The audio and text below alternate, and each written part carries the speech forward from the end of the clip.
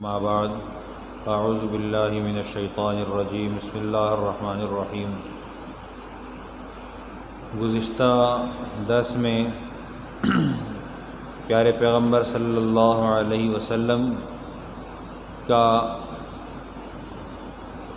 ہر طرح کے فسق و فجور سے یا اس طرح کی مجالس سے دور رہنے کا معاملہ بتایا تھا، جیسے کہ بخاری و مسلم میں ہے، جابر رضی اللہ تعالیٰ عنہ سے مروی ہے کہ تعمیر کعبہ کے وقت میں آپ صلی اللہ علیہ وسلم پتھر اٹھا کر لا رہے تھے کہ آپ کے چچا حضرت عباس رضی اللہ تعالیٰ عنہ نے آپ سے کہا کہ تہبند کھول لو تاکہ پتھروں میں اٹک نہ جائے، گر جاؤ گے، چوٹ لگ جائے گی، رگڑ سے محفوظ رہو گے۔ اس طرح کی بات ان کے ذہن میں تھی۔ آپ صلی اللہ علیہ وسلم نے چچا کے کہنے پر ابھی تہبند مبارک کھولا ہی تھا کہ آپ بے ہوش ہو کر گر پڑے۔ ابو طفیل کہتے ہیں کہ آپ صلی اللہ علیہ وسلم کو غیب سے آواز آئی، یا محمد عورتک، اے محمد اپنی سطر سنبھالیں، اپنی سطر کو چھپائیں۔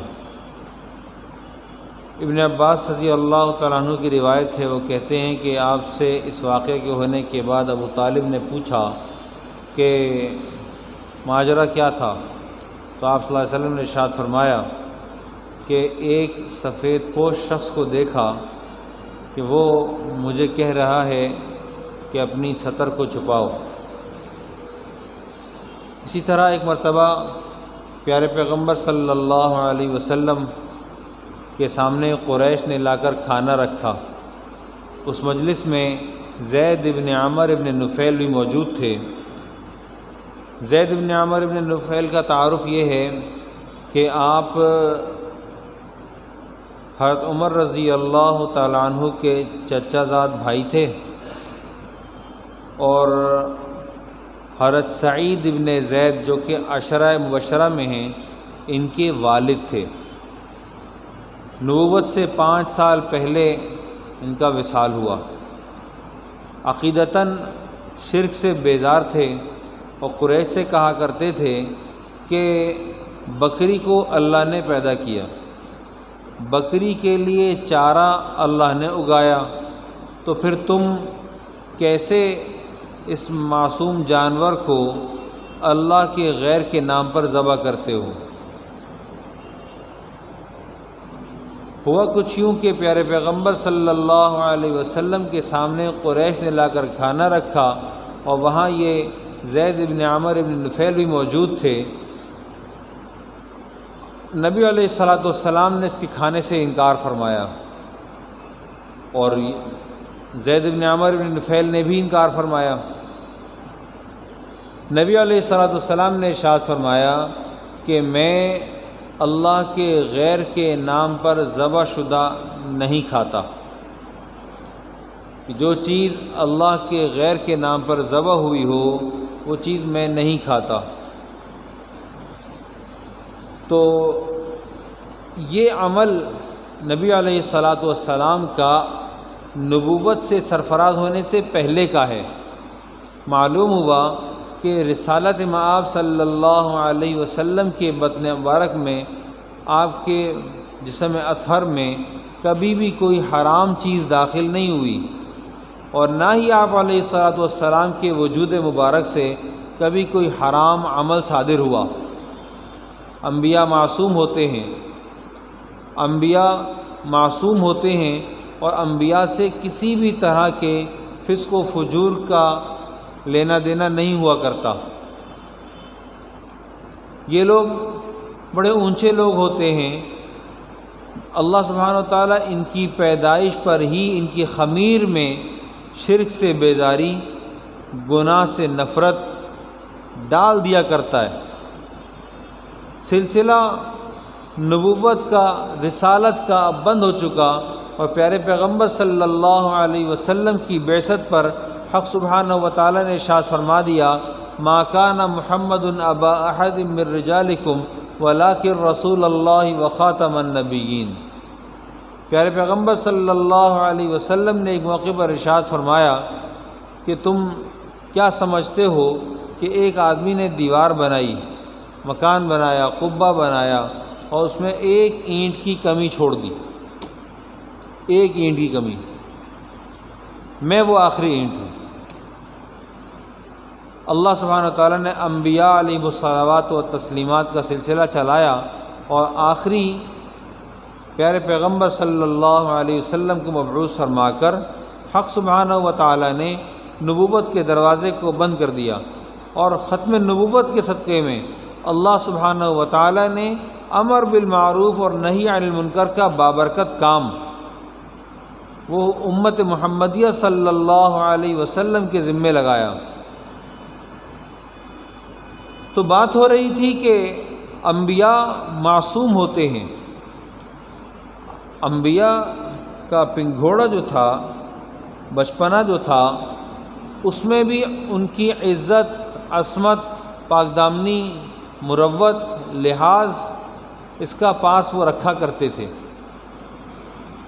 اگر ایسا تھا تو ہمارے پاس اس بات کے لیے دلیل بھی موجود ہے۔ ابراہیم علیہ السلام اللہ کے نبی ہیں، آپ کو خلیل اللہ کا خطاب دیا گیا۔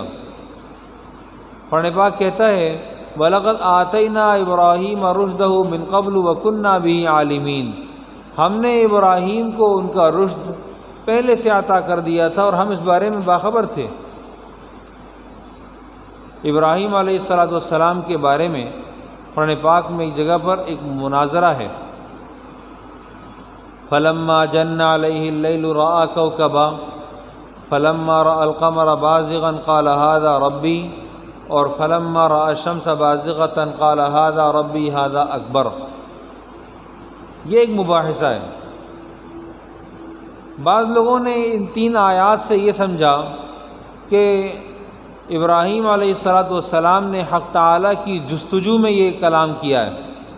نہیں، یہ باقاعدہ ایک مناظرہ تھا، ایک محاجہ تھا، لوگوں کے سامنے بات تھی کہ تم اگر یہ کہتے ہو کہ یہ رات، تو دیکھو اس پہ زوال طاری ہو گیا۔ تم یہ کہتے ہو کہ ستارہ اپنی ساعت کے اندر ایک تاثیر رکھتا ہے، تو وقت کے گزرنے کے ساتھ وہ اپنی تاثیر کھو بیٹھا۔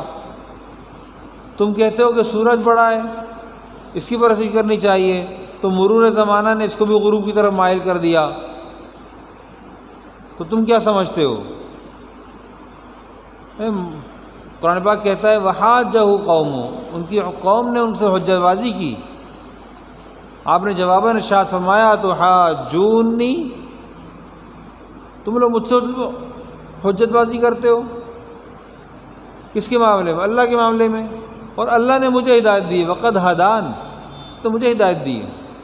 اسی طرح قرآن پاک کہتا ہے وَاعْلَمُوا أَنَّ فِيكُمْ رَسُولَ اللَّهِ، تمہیں جان لو کہ تمہارے درمیان میں اللہ کے رسول ہیں۔ لَوْ يُطِيعُكُمْ فِي كَثِيرٍ مِّنَ الْأَمْرِ لَعَنِتُّمْ، اگر بہت سارے معاملات میں وہ تمہاری اطاعت کریں تو تم مشقت میں پڑ جاؤ گے۔ وَلَٰكِنَّ اللَّهَ، لیکن کیا ہوا کہ وَلَٰكِنَّ اللَّهَ حَبَّبَ إِلَيْكُمُ الْإِيمَانَ، تمہارے نزدیک اللہ نے ایمان کو محبوب تر چیز بنا دیا ہے، محبوب تر شے بنا دیا ہے۔ وَزَيَّنَهُ فِي قُلُوبِكُمْ، اور تمہارے دلوں میں اس کو مزین کر دیا ہے۔ وَكَرَّهَ إِلَيْكُمُ الْكُفْرَ وَالْفُسُوقَ وَالْعِصْيَانَ، اور تمہارے طرف اللہ سبحانہ و تعالیٰ نے تمہارے لیے ناپسند کیا کس چیز کو؟ کفر کو، فسوق کو اور نافرمانی کو۔ اور جن لوگوں میں یہ مادہ پایا جاتا ہے اولئک هم الراشدون، یہ لوگ بھلے لوگ ہیں۔ تو معلوم ہوا کہ رشد جو ابراہیم علیہ السلام کے اندر پیدا کیا گیا، جس کا اعتراف قرآن پاک کرتا ہے وَلَقَدْ آتَيْنَا إِبْرَاهِيمَ رُشْدَهُ، ہم نے ابراہیم کو ان کا رشد دے دیا تھا، من قبل، وہ پہلے سے دیا ہوا تھا، وَكُنَّا بِهِ عَالِمِينَ، اور ہم اس کے بارے میں وہ پہلے سے باخبر تھے۔ تو رشد کا کیا مطلب ہوگا؟ کہ رشد کا مطلب ہوتا ہے ایمان و اطاعت کا پایا جانا، حق تعالیٰ کی محبت کا پایا جانا، کفر و معصیت کا انکار کرنا، اس سے نفرت کا پایا جانا، ایسے کہ کراہت راسخ ہو گئی ہو، کفر و معصیت کے بارے میں کراہت راسخ ہو گئی ہو۔ اس کی دلیل ابراہیم علیہ السلام کے والد بتوں کو بت فروش تھے، بت بیچتے تھے، اور ابراہیم اس کے بارے میں سخت ناپسندیدگی اظہار کرتے تھے۔ انہوں نے واضح طور پر اپنے والد سے کہا، یا ابت لا تعبد الشیطان، آپ شیطان کی عبادت نہ کریں۔ یا ابت لم تعبد ما لا يسمع ولا يبصر ولا يغني عنك شيئا، اے میرے پیارے ابا، آپ کس کی عبادت کرتے ہیں؟ ایسے کی جس کی آنکھ نہیں ہے جو دیکھے، اس کے پاس کان نہیں ہے کہ سنے، اور یا ابا کسی کام نہیں آ سکتا۔ یا ابت انی اخاف ان یمسک عذاب من الرحمن، اے میرے ابا میں اس بات سے ڈرتا ہوں کہ رحمان کی طرف سے آپ کو عذاب آ پہنچے گا۔ تو ابراہیم علیہ السلام کا اپنے والد کو دین کی طرف دعوت دینا اور اس طرح سے دعوت دینا کہ آپ کفر کا انکار کریں۔ وَإِذْ قَالَ إِبْرَاهِيمُ لِأَبِيهِ آزَرَ أَتَتَّخِذُ أَصْنَامًا آلِهَةً، ابراہیم علیہ السلام نے اپنے والد آزر کو کہا کہ آپ بتوں کو معبود بنا رکھیں۔ انی اراک وقومک فی ضلال مبین، آپ اور آپ کی قوم کو گمراہی میں دیکھتا ہوں۔ ہم یہاں سے باہر آ جاتے ہیں، ہم موسیٰ علیہ السلام کا مطالعہ کرتے ہیں۔ موسیٰ علیہ السلام کو اللہ سبحانہ وتعالی نے رشد سے مالا مال فرمایا تھا۔ کیسے؟ فرعون نے نقشہ کھینچا، 70,000 سے زائد بچے اس نے ذبح کرا دیے، اور اپنی گود میں اپنے دشمن کو پال رہا تھا۔ اس دشمن کا نام موسیٰ تھا۔ ہم عربی میں ایک محاورہ کہتے ہیں لکل فرعون موسیٰ، ہر فرعون کے لیے ایک موسیٰ ہوا کرتا ہے۔ موسیٰ علیہ السلام کا امتحان لیا کس موقع پر کہ آپ نے فرعون کی داڑھی پکڑ لی۔ داڑھی اس زمانے میں فرعون کی بھی تھی، داڑھی پکڑ لی، اس کو خطرہ ہوا، اس نے کہا کہ یہ نہ ہو کہ ایسا نہ ہو کہ یہی والا بچہ ہو، یہی والا نہ ہو، امتحان لو اس بچے کا۔ اب نبی پڑھا لکھا ہوتا ہے، کہنے کو وہ امی ہوتا ہے، لیکن وہ اللہ سبحانہ و تعالیٰ کی طرف سے رشد سے نوازا گیا ہوتا ہے۔ آپ کے سامنے انگارے اور تست کے اندر سونا، ہیرے، جواہرات وغیرہ رکھے گئے، موسیٰ کو چھوڑا گیا۔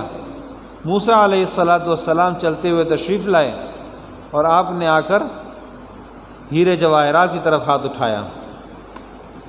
حق سبحانہ و تعالیٰ کا حکم ہوا جبریل امین کو، دیکھو نبی ہیں، پہنچو پہنچو۔ جبریل امین تشریف لائے، آپ نے آ کر موسیٰ علیہ السلام کے اٹھے ہوئے ہاتھ کو انگارے کی طرف منتقل کیا۔ ہاتھ اٹھ چکا تھا ہیرے جواہر کی طرف، آپ کا ہاتھ منتقل کیا، آپ نے انگارہ اٹھایا، منہ میں ڈال لیا۔ کتنی بڑی حکمت ہے! اسی لکنت کی خلاصی کے لیے موسیٰ علیہ السلام نے حق تعالیٰ کے حضور میں نبوت کے ملتے ہی، نبوت سے سرفراز ہوتے ہی سب سے پہلی دعا کی ہے، کہا رب اشرح لی صدری ویسر لی امری واحلل عقدۃ من لسانی یفقہوا قولی، واحلل عقدۃ من لسانی، میری زبان سے وہ گرہ کھول دیں۔ یہ ہمارے استاد کہنے لگے کہ اللہ سبحانہ و تعالیٰ نے جبریل امین کو بڑی رفتار عطا فرمائی، بڑی رفتار عطا فرمائی۔ جبریل امین ابوبکر رضی اللہ تعالیٰ عنہ کی جنت میں 6 ماہ چھٹی لے کر بھاگتے رہے اور ایک کنارہ نہیں دیکھ سکے، 6 ماہ۔ جبریل کی رفتار کیا ہے پوچھا گیا ان سے، انہوں نے کہا کہ کبھی آپ نے استعمال کیے؟ ہاں۔